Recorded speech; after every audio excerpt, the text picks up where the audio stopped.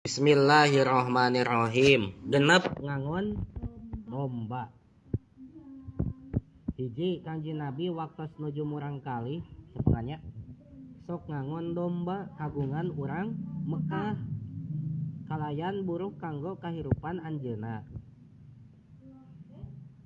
Nuju alit keneh teh Kanjeng Nabi Muhammad mah osok buburuh ngangon domba. Ieu pangangonkeun diburuhan. Buruhna teh dianggo bekal kahirupan anjeunna Nabi Muhammad sallallahu alaihi wasallam. 2.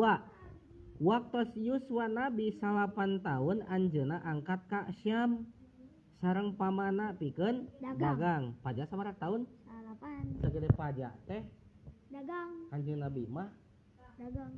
Angkat ka Syam sareng pamana pikeun ngalaksanakeun dagang. Teu sakola nya Nabi. Kitu baheulana teh. 3. Carita nama ini teh Nabi teh dagang ka Syam nya. 3. Waktu tos caket ka Basra Kanjeng Nabi katingalieun ku pendeta Bahiro. Teras eta pendeta Bahiro teh ngawartosan ka pamana Nabi yen ieu jalmi bakal jadi panutup Nabi.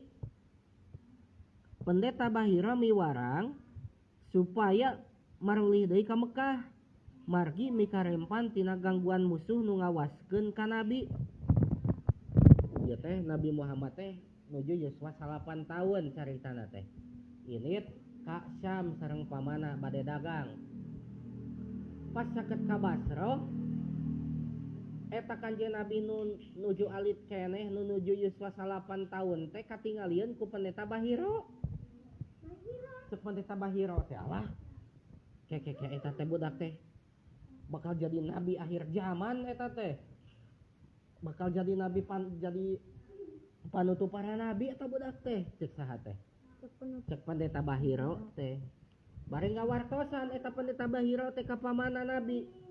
Hei, ieu budak teh bakal jadi nabi terakhir. Uih deui we ka Mekah.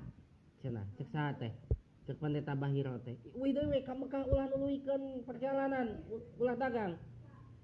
Bisi naon? Bisi aya musuh anu ngaganggu ieu budak. Cek saha teh. Cek pendeta Bahiro teh.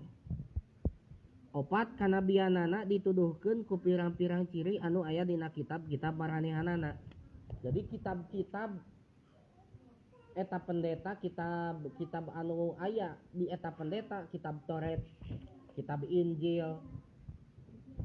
Tos ngajelaskeun dina kitab Toret jeung kitab Injil teh ciri-ciri nabi akhir zaman teh, ciri-ciri penutup para nabi teh adalah lamun keur budak keneh kieu cirina teh.